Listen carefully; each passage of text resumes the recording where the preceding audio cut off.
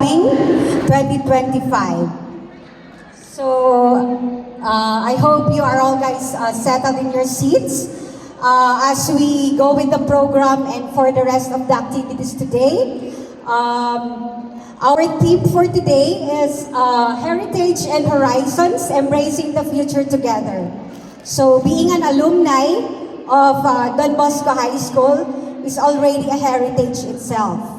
So, with the guided values, with the experiences that we've gained, and with the wisdom that we have learned throughout the years that we were a student of St. Louis High School and Don Bosco High School, may it be the tool or the armor that will help us create a future together wherein it's rooted in faith, it's rooted in service, community, and a sense of commitment.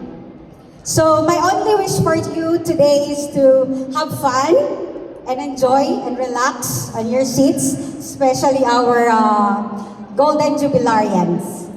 And may this occasion be a reminder that the homecoming is also a time to rekindle old friendships. We have probably friends that may have been jaded through the years, so now is the time to rekindle old memories.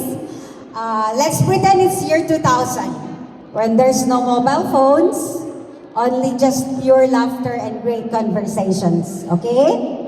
Alright, you guys okay with that? Alright, thank you.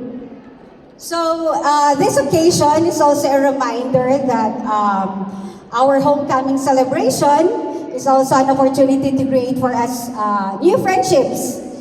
I'm sure some of you, we have classmates, we have batchmates that we have never talked to before, right?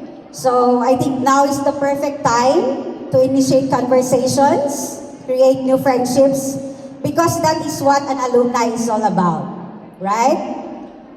So this occasion is also a reminder that no matter how far we go, in journey, no matter how far the journey we go in life, Don Bosco High School is always our home.